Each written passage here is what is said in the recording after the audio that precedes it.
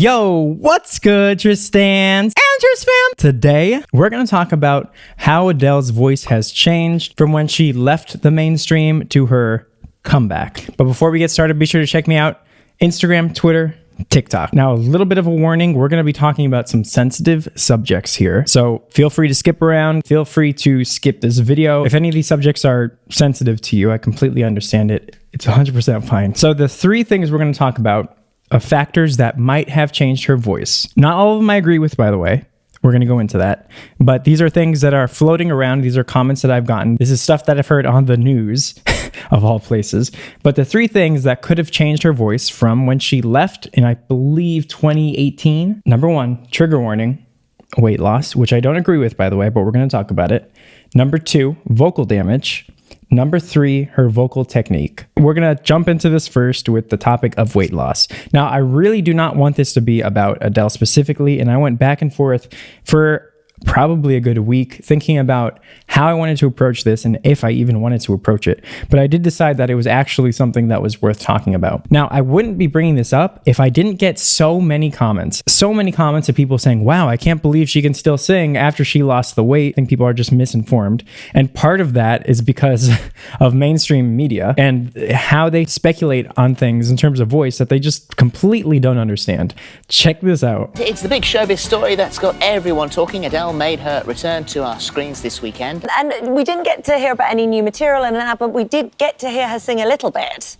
Oh, I tell you what, Holly, this to me was the highlight, and I cannot tell you the social media reaction, because I harbored this fear, as many did. Did the dramatic change in her appearance change her voice? That, I think, was the fear. Finally, a big relief. Look. The fear amongst who? Not just this.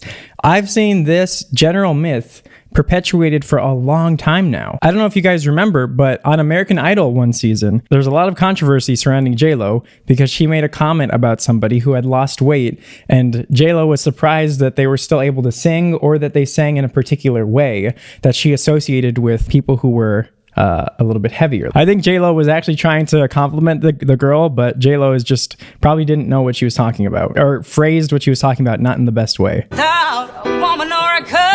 She seems like a heavy girl. Yeah, that's true. Right? Yeah, she didn't lose that part. Right. She sang like a big girl, though.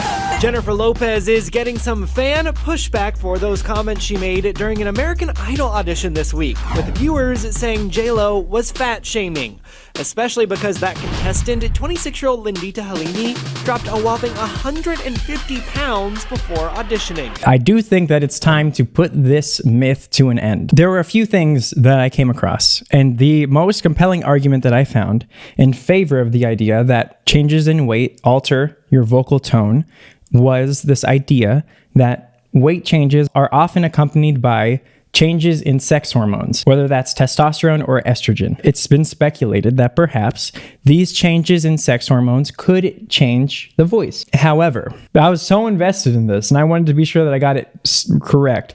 I actually threw down $115 on a scientific book specifically dedicated to the effects of weight and the voice. So by the way, if you feel like supporting this channel, there's a little membership button down below. It would help me out. Maybe I can do more of this kind of stuff in the future. In summary, there is no data to substantiate an association between vocal characteristics and obesity-induced hormonal changes in obese versus normal weight subjects. There we go.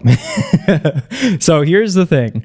As far as we know right now, there's no evidence to suggest that any weight gain or weight loss has any effect on things like singing ability, let's say. There is no evidence. So for there to be this widespread concern in the voice world about whether or not this singer is losing weight, how's it going to affect their voice, which by the way, I rarely hear when it comes to male singers. I think it's just another excuse to start speculating on somebody's weight. And I think it's absolutely ridiculous. That being said, though, if you are gaining weight or you're losing weight or this or that, and you are experiencing problems with your voice, I'm not saying that your experience is invalid. It's possible, but there's no evidence on it. And certainly this shouldn't be something that we're speculating about people other than ourselves. Another thing that could be changing Adele's voice or influencing the sound of her voice today is vocal damage. So Adele has had surgery in the past. I believe she had vocal polyps years and years ago. You had to have a surgery. Yeah, I had laser surgery, yeah. And what did they actually do? They put a laser down your throat, cut off the polyp, and kind of laser your hemorrhage back together and fix it. And then again in 2017, she tweeted this out. I had to push a lot harder than I normally do. I felt like I constantly had to clear my throat, especially last night. I went to see my throat doctor this evening because my voice didn't open up at all today, and it turns out I have damaged my vocal cords. And on medical advice, I'm simply unable to perform over the weekend. So this was about the time when she stepped away from the spotlight, which might make sense. We don't know what vocal damage she had. Doesn't really make a lot of sense to speculate on it. Vocal damage can be caused from all sorts of things. There are people who have gotten vocal damage from being sick and coughing too hard. There are people who have gotten vocal damage from taking herbal supplements. So there's a number of different things that could have impacted why her voice was hurt and what the damage was, because there's lots of different types. But vocal damage, especially if you have to undergo surgery for it, can absolutely impact the tone of your voice. Miley Cyrus talked about this subject on Joe Rogan. For those of you who have followed Miley, there is a very clear change in her voice today compared to the way it sounded years and years ago. Today it has a much smokier tone, a much airier tone, and a much raspier tone, which, by the way, is exactly what you would expect with the type of damage that she had and also the surgery that she underwent. It's a heavy voice. It's a heavy voice. You didn't always have a heavy voice, though. Like when my kids love Hannah Montana, by the way. Yeah. So when I would watch, your voice was different. It's definitely changed. I kind of learned a lot about the voice and how our experiences affect our voice. I had a surgery in November on my voice. I had something called Reiki's edema, which Usually when my doctor told that. me about it, he said, no one shy ever has this. This is for abuse of the voice. This is for people that talk way too fucking much. And usually this happens when you're like in your 60s or 70s. How do I not have that? I don't know. I don't know. Mine, I think, honestly, really, I started touring, at probably 12 or 13. And you don't know better when you're that age, by the way. You don't know what's going on with your voice, which is, it's sad that happens. You're following the schedule that your managers set for you. You're going on stage, you're singing your heart out, you're trying to give your best to your fans, and then you're doing it night after night after night, and then maybe after that, partying, smoking, talking constantly. Like, if you don't know that these things can seriously impact your voice, you're Only was the adrenaline that you have after a show, it's not really the singing that affects your voice as much, it's afterwards.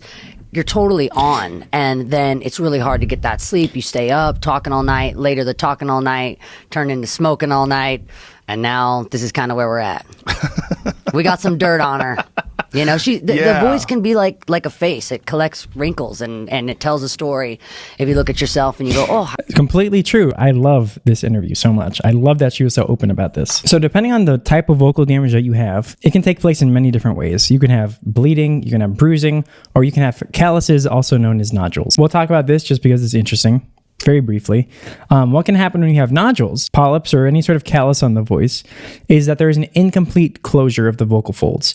They can't come together perfectly, and that tends to cause a sort of a smoky sound. Whereas other singers who don't have a nodule or a callus there can sing more clear. Here's an example of somebody with nodules. You can see here are the nodules, the calluses that are preventing the vocal folds from closing completely. Now, there's two ways to deal with this: surgery or therapy. I'm going to link you down below to a laryngologist who specializes in voice, who says that in these particular instances, she recommends therapy because if you get surgery, the surgeon can easily screw it up and cut too much tissue out, because they're going to cut out the little bumps. And then if you cut out too much tissue, again, you have a problem where the vocal folds aren't coming together completely. And again, you get a smoky tone. So anyway, all of these things together, vocal damage 100% can influence somebody's tone. It doesn't mean that they're done singing for the rest of their life. It really just depends. And it also depends on the treatment. Was it treated surgically? Did the surgeon screw it up? Was it treated through therapy? It depends on a bunch of different factors. But regardless, vocal damage can 100% influence the sound of someone's tone. Last, but certainly not least, is going to be vocal technique. And I think this is the most important. So I'm going to give you the answer straight away.